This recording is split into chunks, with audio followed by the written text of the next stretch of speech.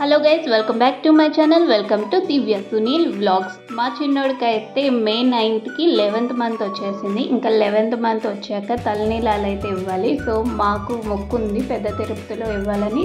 అది నేనే మొక్కుకున్న, పెద్ద తిరుపతిలో పుట్టెంటికలు వేస్తానని చెప్పి. సో మే 9కి 11th మంత్ వచ్చేసింది కదా, ఇంకా పెద్ద తిరుపతికి ఆల్రెడీ టికెట్స్ అయితే బుక్ చేసుకున్నాం. మేము బుక్ చేసుకునే టైంలో ఆల్రెడీ బర్త్స్ అయితే ఫుల్ అయిపోయినాయి. ఆర్ఏసీ అయితే ఉన్నాయి. సో ఆర్ఏసీలో కూడా మేము బుక్ చేసుకున్నాము. సో మేమిద్దరం, నేను మా హస్బెండ్ అలాగే మా చిన్నోడికి 2 టికెట్స్ కదా. సో ఎక్స్ట్రా ఒక టికెట్ అయితే బుక్ చేసుకున్నాం. ఎందుకంటే ఆర్ఏసీ అంటే ఒక బర్త్ 2 మెంబర్స్కి అయితే అలోకేట్ చేస్తారు కదా. నేను మా చిన్నోడు మళ్ళీ ఇంకో పర్సన్కి అంటే మా ఇద్దరికి సెట్ అవ్వదని చెప్పి ఒక టికెట్ అయితే ఎక్స్ట్రా బుక్ చేసుకున్నాం. ఆర్ఏసీలో ఉన్నా సరే సో ఫ్రీగా ఉండొచ్చు అన్నట్టు 3 టికెట్స్ అయితే బుక్ చేసుకున్నాం. బట్ మనకి ముందే మెసేజ్ వస్తుంది కదా ఏ రోజు ట్రావెల్ అయితే ఆ రోజు. మా బర్త్స్ అయితే కన్ఫర్మ్ అయిపోయినాయి. మేము 3 టికెట్స్ బుక్ చేస్తామన్నా కదా, 3 టికెట్స్ కూడా మిడిల్ బర్తే వచ్చింది. సో మేమైతే సికింద్రాబాద్ టు తిరుపతి బుక్ చేసుకున్నాం. ఇది వచ్చేసి 5:40కి ట్రైన్. ఇంట్లో పనులన్నీ చేసుకుని ఈలోపు 11th మంత్ వచ్చిందిగా, మా చిన్నోడి చేత కేక్ కటింగ్ అది చేయించేసరికి ఇంకా ర్యాపిడో బుక్ చేసుకుని స్టార్ట్ అయ్యేసరికి 4:30 అయింది. ఆటో డ్రైవర్కి ఒకటి చెప్పాము, రైల్వే స్టేషన్కి వెళ్ళాలి, టైం అయిపోతుందని.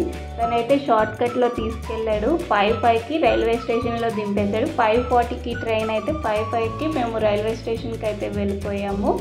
రైల్వే స్టేషన్లో ఆ జనాలను చూసి సికింద్రాబాద్ రైల్వే స్టేషన్లో ఎక్కడ ఫోన్ ఎత్తేస్తారా, ఎక్కడ బ్యాగ్ ఎత్తేస్తారా అని అయితే భయం వేసింది. అంతమంది జనం ఉన్నారు ఫుల్గా. ఇంకా మేము వెళ్ళేసరికి ట్రైన్ కూడా లేదు. ఈ ట్రైన్ వచ్చేసి ప్లాట్ఫామ్ నెంబర్ 7 మీద అయితే ఉంటుంది, సికింద్రాబాద్ టు తిరుపతి. సో మేము ట్రైన్ వచ్చాక ఇంకా ట్రైన్లో సెట్ అయిపోయాము. ఇంకా మా చిన్నోడైతే ట్రైన్లో ఫుల్ డ్యాన్స్, మామూలు అల్లరి చేయలేదు. ట్రైన్లో అయితే అదిగో విండోని పట్టుకుని డ్యాన్స్ చేస్తూనే ఉన్నాడు. చాలాసేపు ఆ విండో దగ్గరే ఉంటానని చాలా గోల్ అయితే చేసేసాడు. ఇంకా ఫస్ట్ అయితే ట్రైన్ ఎక్కగానే మా చిన్నోడికి అయితే డ్రెస్ మార్చేసాం. ముందు వేరే డ్రెస్ అయితే వేశాను, కానీ ట్రైన్ ఎక్కాక మామూలు డైలీ వేరుగా తనకు ఫ్రీగా ఉండాలని చెప్పి డ్రెస్ అయితే మార్చేసాను. ఇంక ఇది వచ్చేసి నెక్స్ట్ డే అన్నమాట. ఈ స్టేషన్ కూడా నాకు నేమ్ తెలియదు. 5:30కి ఈ స్టేషన్లో ట్రైన్ అయితే ఆగింది. 5:30 to 6:30 వరకు 1 అవర్ పాటు అసలు ట్రైన్ కదలలేదు ఈ స్టేషన్ నుంచి. తిరుపతికి ఓన్లీ 20 మినిట్స్ డిస్టెన్స్లోనే ఉంది. సో 20 మినిట్స్ డిస్టెన్స్లో ఉన్నా సరే ట్రైన్ 1 అవర్ పాటు ఆపేశారు. ఇంకా మా చిన్నోడు పడుకున్నాడు. సో అందుకని చెప్పి నేను కూడా కాసేపు అలా వచ్చి బయటకు వచ్చి తిరిగాను అనమాట. ఇంకా 6:40 కల్లా తిరుపతి రైల్వే స్టేషన్కి అయితే రీచ్ అయిపోయాం. ఈ ట్రైన్ టికెట్స్ నేనైతే ఈ సమ్మర్లో చెప్పేది, ఇలా స్లీపర్ బర్త్స్ అయితే అస్సలు బుక్ చేసుకోవద్దు. అస్సలు గాలి లేదు, నిద్రే లేదు. ఏసీ బర్త్సే బుక్ చేసుకోండి. ఇంకా బేబీస్ ఉన్న వాళ్ళు అయితే మరీ ముఖ్యంగా, ఎందుకంటే ఈ స్లీపర్ బర్త్లో బర్త్ అనేది అసలు మా ఇద్దరికి సరిపోలేదు. నాకైతే నైట్ అంతా నిద్రే లేదు. మీరు నెక్స్ట్ డే పిక్స్ కానీ వీడియోస్ కానీ చూపిస్తే నా కళ్ళు అయితే ఉబ్బిపోయి ఉన్నాయి. సో ఏసీకి వెళ్ళండి బెటర్, ఛాన్స్ ఉంటే మాత్రం. అండ్ నెక్స్ట్ రైల్వే స్టేషన్ నుంచి కొంచెం బయటకు వచ్చి లెఫ్ట్కి వచ్చి రైట్ తిరిగితే మనకు అన్ని ఆటోస్, బస్సెస్ అన్నీ అవైలబుల్గా ఉన్నాయి. ఇందాక నేను చూపించాను కదా, అదే విష్ణు సదన్. అండ్ జీప్ వాళ్ళే వస్తారు. ఈ జీప్స్ ఏంటంటే మనకి రూమ్స్ కావాలి బుక్ చేసుకోవాలంటే ఖచ్చితంగా సిఆర్ఓ ఆఫీస్కి అయితే వెళ్ళాల్సిందే రూమ్స్ కోసం. సో నార్మల్ బస్సెస్ ఏంటంటే బస్ స్టాప్ వరకే వెళ్తాయి, కొండపైన బస్ స్టాప్ వరకే వెళ్తాయి, సిఆర్ఓ ఆఫీస్కి వెళ్ళదు. సో ఈ జీప్స్ అయితే మాట్లాడుకోండి. మాకైతే పర్ హెడ్ 120 రూపీస్ తీసుకున్నారు. అండ్ ఈ సైడ్లో బస్సెస్ ఉన్నాయి కదా, ఈ బస్సెస్లో కొంచెం 15 మెంబర్స్ అలా వచ్చిన వాళ్ళు ఎక్కండి. ఆ బస్సెస్ అయితే పర్ హెడ్ 100 అయితే తీసుకుంటారు. మేము సిఆర్ఓ ఆఫీస్కి అయితే ఇంకా జీప్ మాట్లాడేసుకున్నాం. Per head 120 rupees. ఇది షేరింగ్ అయితేనే. అండ్ ఇక్కడ తిరుమలలో చూసారా, కొన్ని షాప్స్ దగ్గర లైన్గా అరటి చెట్లు అయితే పెట్టుకుని ఉన్నారు. నేనైతే ఎక్కడ చూడలే ఇలా కట్టడం అయితే, ఈ తిరుమలలో అయితే చూశాను. మరి ఏమన్నా పండుగలు ఉన్నాయో ఏమో నాకైతే తెలియదు. అండ్ నెక్స్ట్ ఇక్కడ కొండపైకి వెళ్ళేటప్పుడు ఇక్కడ చెకింగ్ అయితే జరుగుతుంది. బ్యాగ్స్ అన్ని వెహికల్స్ కానీ చెకింగ్ జరుగుతుంది. సిస్టంలో చెకింగ్ అయితే చేస్తారు. సో మేమైతే అక్కడికి వచ్చేసాము. ఈ చెకింగ్ దగ్గర అయితే మనకి ఈజీగా 1/2 అవర్ టైం అయితే పడుతుంది.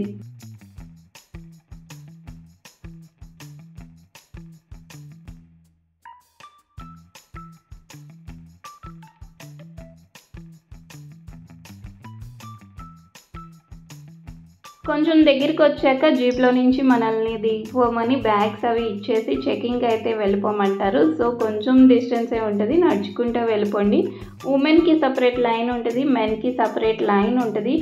ఇక్కడైతే చెకింగ్లో 2 ఓపెన్ చేశారు, 3 ఉన్నాయి. బట్ జనాలు ఎక్కువ ఉన్నా సరే 2 చెకింగ్ స్లాట్స్ దగ్గరే ఓపెన్ చేశారనమాట. సో కొంచెం టైం అయితే పట్టింది. క్యూ లైన్లో వెళ్ళి మొత్తం బ్యాగ్స్ అన్నీ చెక్ చేసుకోవాలి కదా. చెక్ చేసుకున్న తర్వాత కొంచెం ఫ్రంట్కి వచ్చేస్తే జీప్స్ ఉంటే మనం ఎక్కేసి ఇంకా వెళ్ళిపోవడమే. కొండపైకి మనకు వెళ్ళడానికి ఈజీగా 30 మినిట్స్ అయితే పడుతుంది. ట్రావెలింగ్ అయితే బాగుంటుంది, సీనరీస్ కూడా మంచిగా ఉంటాయి, బాగా ఎంజాయ్ చేయండి పైకి వెళ్ళేటప్పుడు అయితే.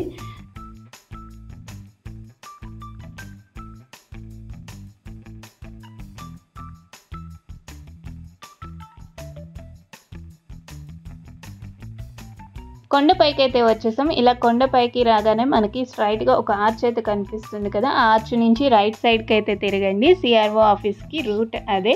ఎవరైతే ఓన్ వెహికల్స్లో వస్తున్నారో, కొత్తగా ఫస్ట్ టైం అలా ఓన్ వెహికల్లో రావడం వాళ్ళకి అయితే చెప్తున్న రూట్. ఇలా ఆర్చ్ దాటేసి రైట్ సైడ్కి వెళ్తే స్ట్రైట్ వెళ్ళిపోతే సిఆర్ఓ ఆఫీస్. అలాగే ఇక్కడ మనకి బోర్డ్స్ అన్నీ కూడా ఉంటాయి. సిఆర్ఓ ఆఫీస్కి ఎలా వెళ్ళాలో అంత క్లియర్గా ఉంటుంది, ఏం ప్రాబ్లం లేదు.